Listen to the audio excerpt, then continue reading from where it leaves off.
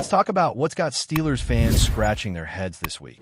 And it starts with a name that's been buzzing around the locker room. Herbig. After that tough loss to the Bengals, one question just won't go away. Why on earth was Herbig not on the field during that crucial final drive? This is a guy who's arguably been one of the most productive pass rushers on the roster. When you know the opponent is going to air out to try and win the game, why wouldn't you want your best quarterback hunter out there wreaking havoc?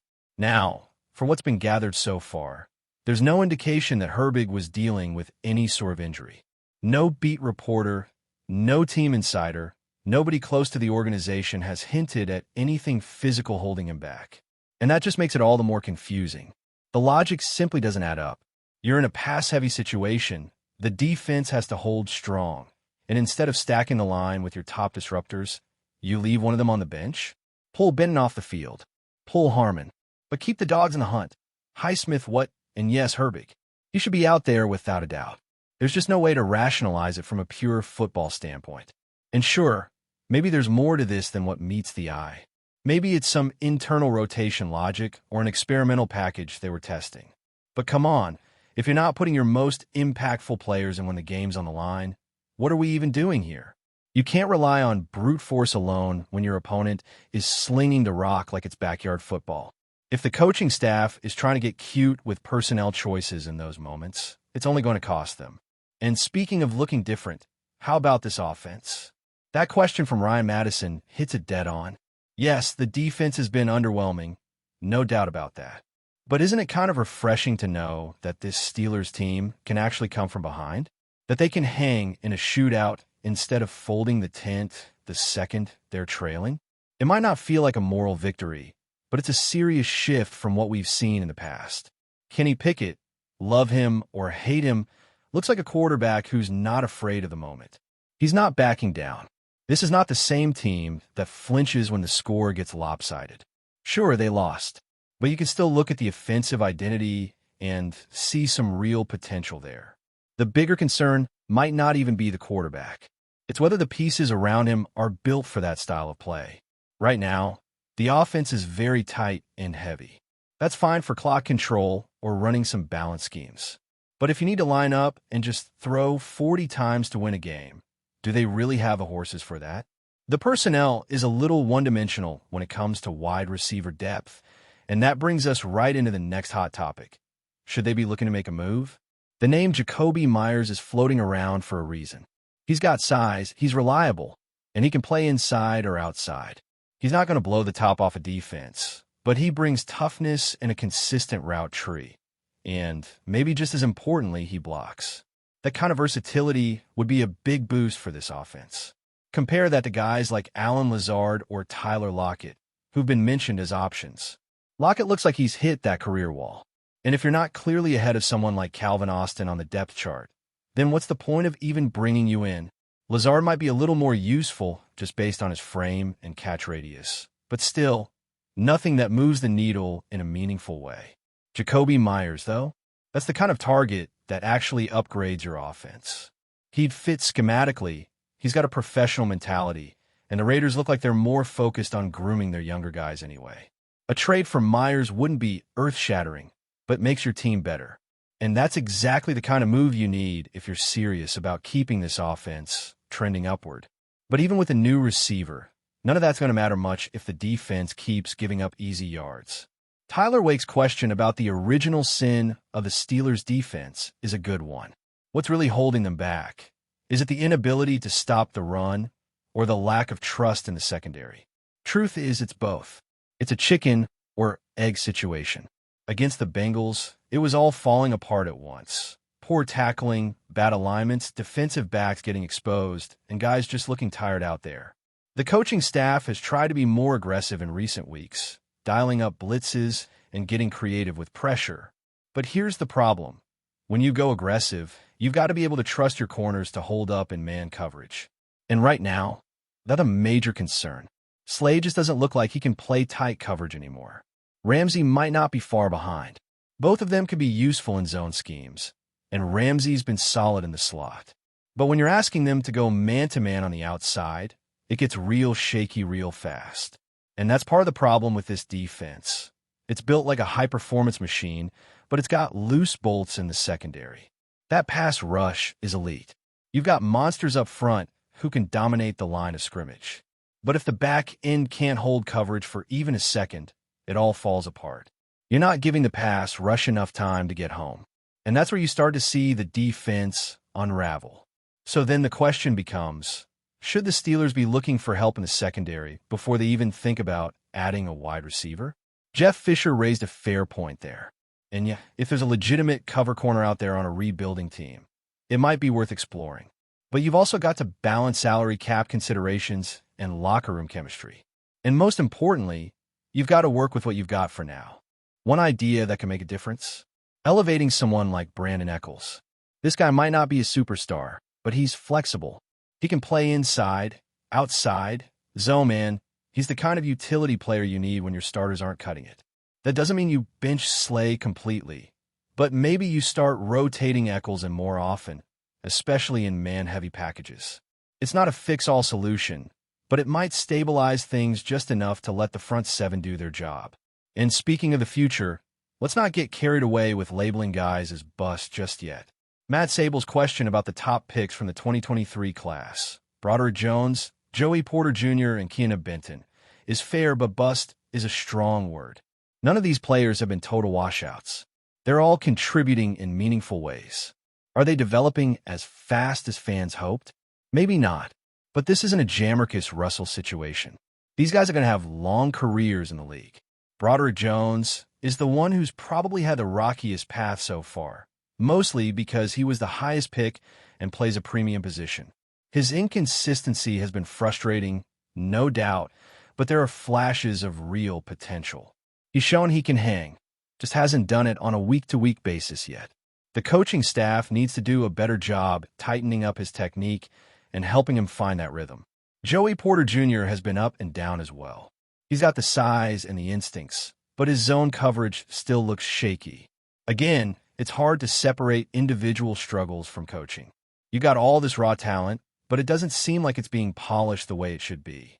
And that's on the staff. When you take 3 guys this talented and none of them are showing steady improvement, you have to start asking questions about development. Keanu Benton probably gets the best grade out of the 3 right now. He's disruptive, he can rush the passer, he's athletic. But even he's got flaws, especially when it comes to run defense. He's not a true nose tackle. His technique needs refinement.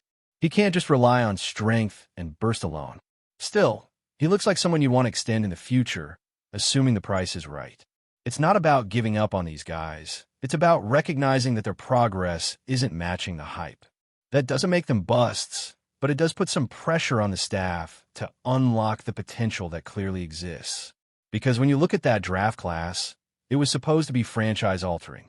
Right now, it just feels like a bunch of talented pieces floating without a clear direction. Let's keep it going because the story with this Steelers team is far from finished. And that 2023 draft class still has so many layers to unpack. You can't help but look at those 3 guys, Jones, Porter, and Benton, and wonder what could have been if the development process had been smoother.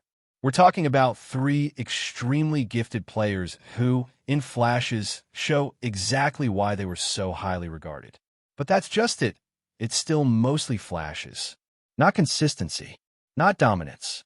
Not the kind of year 2 leap that separates future Pro Bowlers from long-term role players.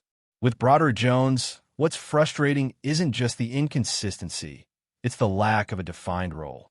This is a guy who came in with sky-high expectations. He was supposed to lock down the left tackle spot and be a foundational piece for the next decade. But what happened? Rotation games. Unclear positioning. One week he's in, the next he's out, and it becomes impossible for a young lineman to get into a rhythm. Offensive line is about chemistry, timing, and confidence. If you're pulling a guy in and out of the lineup constantly, especially early in his career, you're stunting his development. Let him play. Let him learn from mistakes. Because right now, it feels like they're more afraid of the risk than they are committed to the reward. Then there's Joey Porter Jr., who might be the most intriguing of the bunch. His physical tools are off the charts. The kid is long, fast, aggressive, all the traits you want in a modern outside corner. And when he's locked in, You can see flashes of a true, shut-down presence. But his zone awareness still leaves a lot to be desired. He looks way more comfortable in man, which begs the question, why hasn't the scheme adjusted to that? If you've got a player who thrives in man coverage, then cater to that strength. Don't force him into a zone-heavy approach just because that's what the system calls for. Build the system around your best players. That's how you maximize talent, not by plugging square pegs into round holes. And Keanu Benton? He might be the quietest of the three in terms of media attention, but there's a lot to like. He's explosive off the line, shows good hand usage, and doesn't get overwhelmed physically. He has all the tools to become a dominant interior force. But again, technique remains an issue, especially against the run. Too often he gets washed out on early downs or pushed back in double teams. And that's something that coaching can and should fix, because the ceiling is there. You can't teach his blend of size and athleticism. What you can teach is leverage, hand placement, gap discipline. And the fact that those areas haven't dramatically improved over the past season says a lot about the developmental process inside the building. That brings us to a larger issue. This team, as a whole, has talent. But the coaching, particularly on the defensive side, hasn't found a way to elevate that talent. You watch other young defenders across the league, and you see them taking steps, even leaps, from year one to year two. With the Steelers, it feels more like they're treading water. There's no identity, no defined growth path. And for a franchise that prides itself on being tough, smart, and physical, that's a big problem. And look, this isn't about blowing everything up. Nobody's saying these players can't succeed here. But time is ticking. If you don't develop talent quickly in today's NFL, you lose your window. Rookie contracts don't last forever. If by year 3 you're still wondering whether a first-round pick is the answer, then you've already missed a big part of the opportunity. These years are gold. This is when you're supposed to get premium production for a discount. That's what separates contenders from pretenders in the salary cap era. So what's the path forward? For starters, the staff needs to simplify. Let guys play faster. Stop overloading them with complex schemes that don't fit their strengths. Take Porter, for example. Put him in press man, let him jam at the line, and let the pass rush do the rest. With Jones, commit to a position and let him own it. If he's the left tackle of the future, then play him there. Stop bouncing him around like a chess piece. Let him learn from reps. And Benton? Get him more snaps in obvious passing situations, where his quickness can be a true weapon. He's not a two-gapper. He's a penetrator. Use him like one. But before we dive in, don't forget to subscribe to Steelers Nation Central and hit the like button on this video. Your support helps us keep bringing you the latest updates on the Pittsburgh Steelers. And don't forget to share your thoughts on the news in the comments below. The NFL rumor mill is buzzing louder than ever this week as whispers grow that Derrick Henry, the league's most feared running back, might be making a shocking move to Pittsburgh. Sources close to the situation claim that the Steelers are in advanced talks to bring in the powerhouse, a move that could instantly redefine the team's offensive identity. For years, Pittsburgh has relied on a balanced, methodical attack, but the potential arrival of Henry could tip the scales into a ground game dominated by sheer force.